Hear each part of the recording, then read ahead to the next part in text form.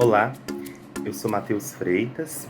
Eu agradeço a oportunidade de estar participando do primeiro Congresso de Investigadoras e Investigadores Afro-Latino-Americanos do Caribe e do quinto colóquio Raça e Interseccionalidades. O trabalho que eu vou apresentar para vocês faz parte das reflexões da minha pesquisa de doutorado que está em andamento. O título da comunicação é Negro é Gente, Protestos, Saberes Negros e os Direitos de Anunciação e Existência no Brasil. Bom, nessa comunicação, o meu objetivo é analisar o ato de fundação do Movimento Negro Unificado, o MNU, em São Paulo, em julho de 1978, como um protesto negro de reclames dos direitos de aparecer, anunciar e de existir das pessoas negras no Brasil. Esse ato, entendido então como um protesto pelos direitos de anunciação e de existência negra, ele ocorreu, dentre outros fatores, em razão do assassinato de Robson Silveira da Luz, que foi vítima da violência policial. Eu tomo como referencial teórico para essa reflexão os estudos dos movimentos sociais, especialmente a concepção de que os movimentos sociais negros produzem saberes, conhecimentos, valores e que possuem dimensões educativas. As principais referências com as quais eu dialogo são Nilma Lino Gomes e Aziz Chowdhury.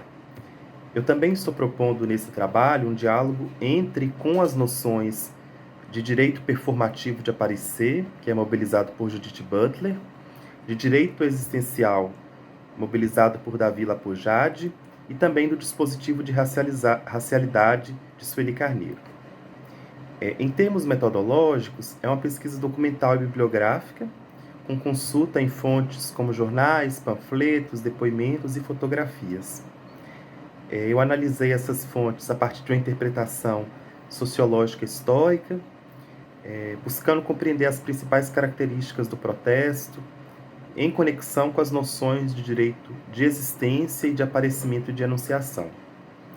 Eu dou um foco especial do protesto nas fotografias, porque elas me conferem uma centralidade para a interpretação visual dessa manifestação, com seus saberes, suas performances, suas anunciações. Especialmente nessa comunicação, eu trago os depoimentos e análises feitas por Lélia Gonzalez e as fotografias de Jesus Carlos. Como nós sabemos, no Brasil, nos anos finais da ditadura militar, houve uma retomada política dos movimentos sociais. E no caso dos movimentos negros, uma retomada com muita atenção e conexão ao que também estava acontecendo no mundo, como a luta pelos direitos civis nos Estados Unidos e as lutas por libertação dos países africanos. Em 1978, a partir de um esforço de diferentes frentes de resistência social negra, foi convocado um ato para a fundação de um movimento de caráter nacional. O intuito do ato, como conta Lélia Gonzalez, era o de protestar contra alguns acontecimentos discriminatórios, como o assassinato de Robson Silveira da Luz, como eu já tinha mencionado, um trabalhador que foi torturado até a morte na delegacia de Guaianazes, em São Paulo, e também a discriminação racial contra 4 jovens negros no acesso ao Clube Tietê, também em São Paulo. Na carta convocatória, o movimento destacava um de seus objetivos, abre aspas, criar um movimento no sentido de defender a comunidade afro-brasileira contra a secular exploração racial e desrespeito humano a que a comunidade é submetida, fecha aspas. Se nós olharmos bem, a carta ela dá o tom da violência e opressão racial e também indica a sua profundidade como uma dimensão de dano existencial e de desumanização das pessoas negras. Nós podemos compreender como o direito de existir, ou o direito à vida em um sentido amplo, ele compõe as premissas ativistas desse protesto de fundação do MNU. No entanto, conforme eu quero argumentar, naquele contexto político e social da ditadura, e em que pese o racismo e as opressões contra as existências negras, esse direito de existir ele foi pleiteado junto com um reclame e uma produção do direito de aparecer, ou melhor, do direito de anunciar. Sobre a preparação para o ato, Lélia Gonzalez descreve os sentimentos apreensivos que estavam colocados entre os ativistas e os movimentos em realizá-lo. em razão principalmente do temor por repressão. E sobre esse tremor, Lélia Gonzalez diz e nos dá algumas pistas do entendimento sobre a potência e o significado de fazer um ato naquele momento. Então ela nos diz, abre aspas, argumentava-se que um ato público era algo de muito sério e, no caso, até mesmo temerário. Felizmente, a lucidez e a firmeza dos mais decididos não se abateu diante de tais receios. Fecha aspas. Lélia Gonzalez considera o 7 de julho de 1978 como um marco histórico e uma garantia simbólica de um movimento negro de caráter nacional, pois, segundo ela, abre aspas, se constituiu em ponto de convergência para a manifestação em praça pública de todo um clima de contestação às práticas racistas, assim como da determinação de levar adiante a organização política dos negros. Fecha aspas. O depoimento e a análise de Lélia Gonzalez, assim como as fotografias que vocês veem em tela, são ricas da expressão potencial e política da manifestação ao ocupar as escadarias e os arredores do Teatro Municipal de São Paulo, em um contexto de autoritarismo, repressão da ditadura militar, no enfrentamento ao racismo e às desigualdades raciais.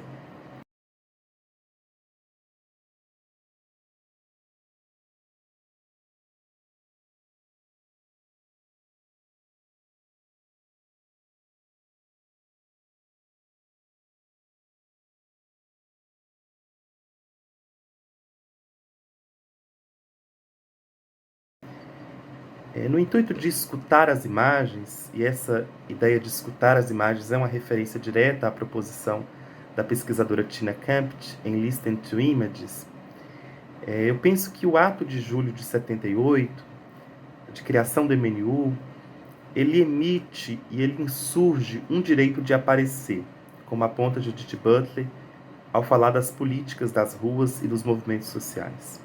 Eu cito Judith Butler, abre aspas, quando corpos se juntam na rua, na praça ou em outras formas de espaço público, eles estão exercitando um direito plural e performativo de aparecer, um direito que afirma e instaura o corpo no meio do campo político e que, em sua função expressiva e significativa, transmite uma exigência corpórea por um conjunto mais suportável de condições econômicas, sociais e políticas, não mais afetadas pelas formas induzidas de condição precária. Fecha aspas.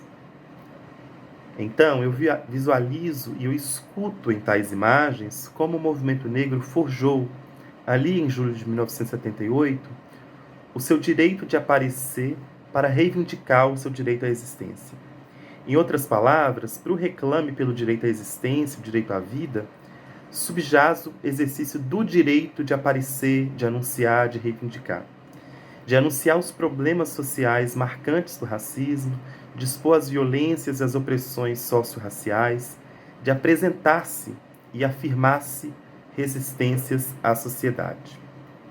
Em uma das fotografias desse protesto, é possível ver um ativista segurando um cartaz escrito "Negro é gente". Uma frase de 3 palavras, negro é gente, que exprime uma entonação e afirmação de dignidade, de um princípio radical, ontológico, existencial. É como se fosse um lembrete, um dizer afirmativo pela liberdade, pelo reconhecimento.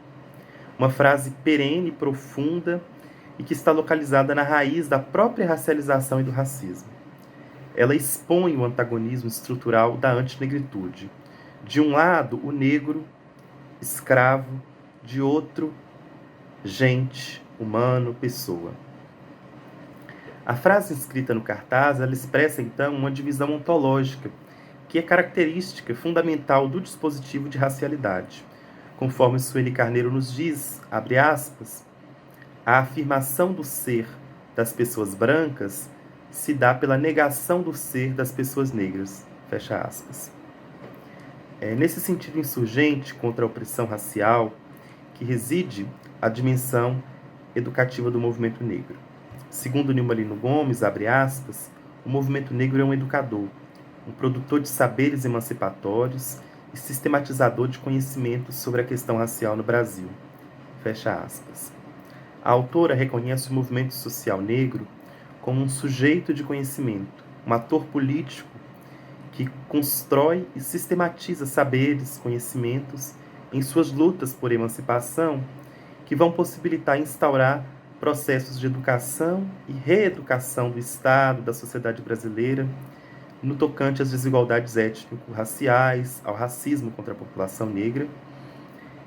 E com os saberes, conhecimentos políticos, identitários, estético-corpóreos e de indignação, conforme Nilma Gomes, o movimento negro insurge como um ator político que interroga, que denuncia as opressões, as violências raciais e também mapeia e oferta possibilidades de promoção da igualdade racial.